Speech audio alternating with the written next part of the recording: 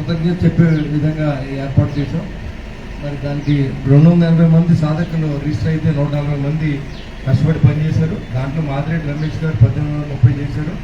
అదే మానే గణేష్ గారు 1659, శ్రీరామ్ ప్రసాద్ గారు 1004, చెరుకూరి జగదీష్ సోమశేఖర్ గారు 902, బి ముఖేష్ గారు 752, ములగాల శివ కేశవ 627, ఎగ్జాడ్ అనిల్ కుమార్ 601, రౌతి సతీష్ కుమార్ గారు 594, దాస శ్రీనివాస్ గారు 513, ధన వెంకట సాయి గారు 508, కిందమైంది కూడా 400, 300 ఎవరి స్థాయిలో అంతా బాగా చేశారు.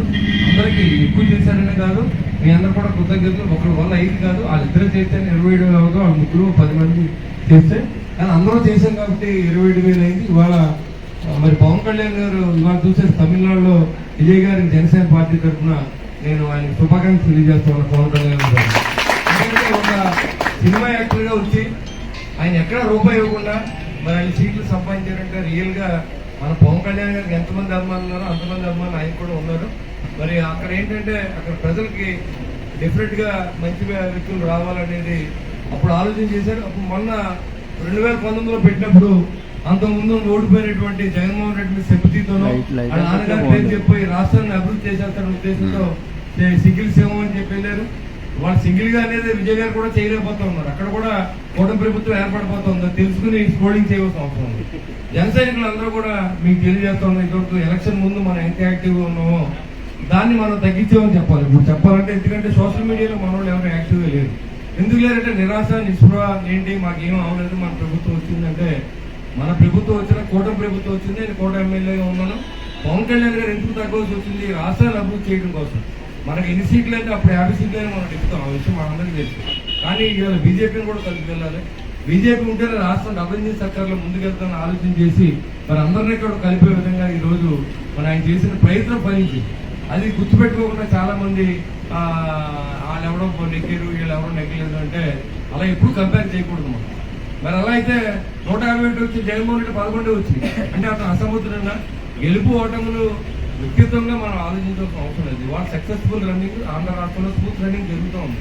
ఇవాళ విజయ్ గారు కూడా మరి ఆయన ఇచ్చిన అమలు చేయాల్సిన అవసరం ఉంది. అవన్నీ మనం చూసినప్పుడు చూద్దాం ఎవరు సక్సెస్ ఎవరు ఏదైనా. కానీ ప్రతి కూడా ట్రోల్ చేయడం పనికిమాలి ఏదో ప్రతి దానికి ఎక్కడో మ్యాక్ అయిందంటే పవన్ కళ్యాణ్ గారు ఎందుకు వెళ్ళలేదని అడుగుతారు. మ్యాక్ అయితే పవన్ కళ్యాణ్ ఏమంటాడు, ఆయన దేవుడి గుడి తీసుకెళ్తే అక్కడ మన తొలిపల్లి ఉన్నాడు నానిగాడు, ఆడక్కడ ప్రెస్ మీట్ పెట్టి వాళ్ళ ఆవిడ తీసుకెళ్తే గుడి చేస్తే వీళ్ళకేంటి బాధ, ఈ ఆవిడ చేసినట్టు ఫీల్ అవుతుంది. ఇలాంటివి తప్పు కదా ఇవన్నీ. ప్రతిదాన్ని ఆయనకి ఏదో ఒంట్లో బాగలేదంటే ఏసీలు ఉండే ప్లాన్ అంటే ఏసీలు ఉంటే మీరు ఏమైనా పీకుతారండి, అదేం కాదు. ఇక్కడ మీరు ప్రతిదీ ట్రోల్ చేస్తే మేము కూడా చేయగలం. మీకు అసలు అర్హత లేదు. ఇక్కడ ఈ రాష్ట్రంలో పోటీ చేస్తే వైఎస్ఆర్సీపీ పార్టీ లేదు.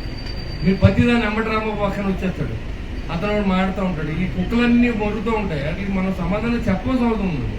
కాబట్టి అదే రీతిలో చెప్పాలని నేను మిమ్మల్ని అందరినీ కూడా కోరుతా ఉన్నాను. ఇవాళ ఎవరైతే ఎక్కువ సర్వీస్ చేశారో వాళ్ళందరినీ కూడా ఇవాళ చిన్న సత్కారం చేయాలని నేను పిలిచాను అంతే.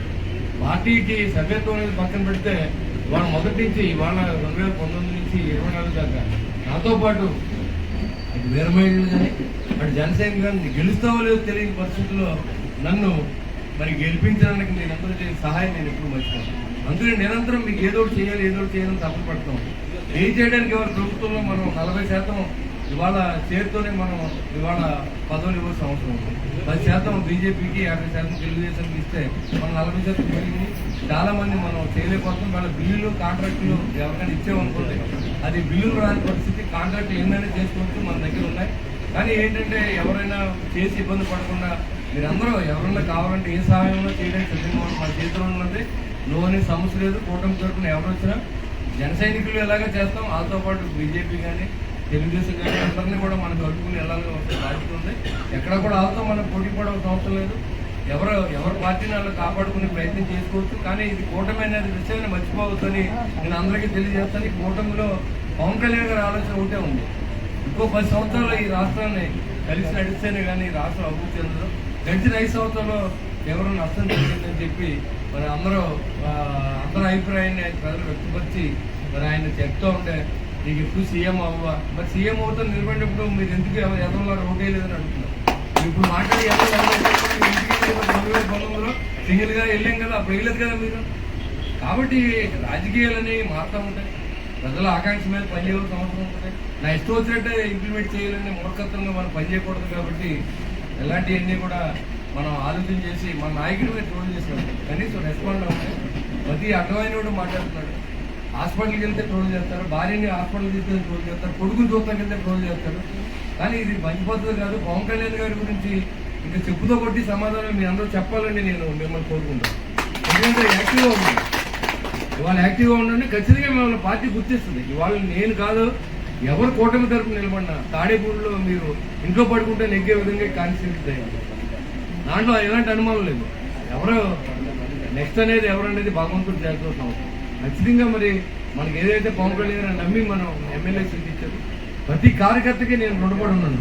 ఇవాళ ఇద్దరు చనిపోయారు, సభ్యత్వం తీసుకున్నారు, కానీ వాళ్ళకి న్యాచురల్ డెత్, యాక్సిడెంట్ డెత్కి ఇన్సూరెన్స్ ఉంది. వాళ్ళిద్దరు కూడా 32వ వార్డు, 24వ వార్డు అని రాసి చెప్పడం జరిగింది. వాళ్ళిద్దరికి కూడా రేపు ఏళ్ళలో మనం వచ్చిన తర్వాత వాళ్ళ కుటుంబానికి 55,000 రూపాయలు సాయం చెప్పి మాకు తోచినంత వరకు మేము చేస్తూనే ఉంటాం. అది ఎంతైనా అవునండి. మమ్మల్ని నమ్మి పనిచేసిన ప్రతి వ్యక్తిని ఆదుకోవాలనే ఆలోచనలో పవన్ కళ్యాణ్ గారి కోరిక మేరకు మనం పనిచేస్తాం. జన సైనికులు కానీ, వీర మహిళలు కానీ, అలాగే కూటమి నాయకులు కానీ ఎలాంటి ఇబ్బంది లేకుండా చేసే శక్తి భగవంతుడు వాళ్ళు నిరంతరం నేను కోరుకుంటామని తాడేపల్లి పట్టణ ప్రజలు కానీ, కాన్స్టిట్యూన్సీ ప్రజలు కానీ మనం నమ్మి ఓటేశారు మన కూటమికి. ఖచ్చితంగా అన్ని పనులు చేసే మనం వెళ్తాం, ఎలాంటి ఇబ్బంది లేదు. మన కార్యకర్తలందరూ యాక్టివ్గా ఉండండి. ఖచ్చితంగా మనందరూ కూడా ప్రజాసేవ కోసం మనం ముందు ఉండాలని కోరుకుంటూ, మరి ఇప్పటికే కాలాతీతమైంది. ఇంకా ఎంపీ గారు వస్తున్నారు, నేను పోలవరం గ్రామానికి వెళ్ళవలసి ఉంది. కాబట్టి ఎవరైతే బాగా సర్వీస్ చేసిన మానే గణేష్ గారు బాగా యాక్టివ్గా పనిచేశారు ముందు, అదేవిధంగా మాదిరెడ్డి రమేష్ గారు కూడా తర్వాత స్పీడ్ చేసి ఆయన కూడా 1830 మొదటి స్థానంలో ఆయన అత్యుత్తమంగా ఎక్కువ చేసినందుకు ఆయన కూడా ఆయనకి జనసేన పార్టీ తరఫున నేను ఒక మోటార్ సైకిల్ ప్రజెంట్ చేసి తెలుసుకున్నాను. అదేవిధంగా మానే గణేష్ గారు కూడా ముందు నుంచి ఉన్నారు కాబట్టి ఆయన కూడా ఒక మోటార్ సైకిల్. అదేవిధంగా ఎర్మండుగురు ఎవరైతే 500 దాటిన వాళ్ళందరూ కూడా సెల్ ఫోన్లు ఇస్తారు. అవన్నీ మీరు పవన్ కళ్యాణ్ గారు ఇచ్చినట్టే భావించి జనసేన పార్టీ తరఫున మాకు తోచింది మిమ్మల్ని అందరినీ ఎప్పుడు ఆదుకుంటాను ఉంటాం నిరంతరం. అదేవిధంగా రానోళ్ళు కూడా మీరేమనుకోవద్దు. ఎవరైతే మన ఇంట్రెస్ట్ పే చేశారో వాళ్ళందరూ కూడా గౌరవించుకుంటే రేపు పొద్దున్న రాబోయే రోజుల్లో కూడా ఇలాంటి ప్రోత్సాహం అనేది పార్టీని చూడడానికి తెలియజేయడం కోసమే చిన్న ప్రయోగం చేశాం.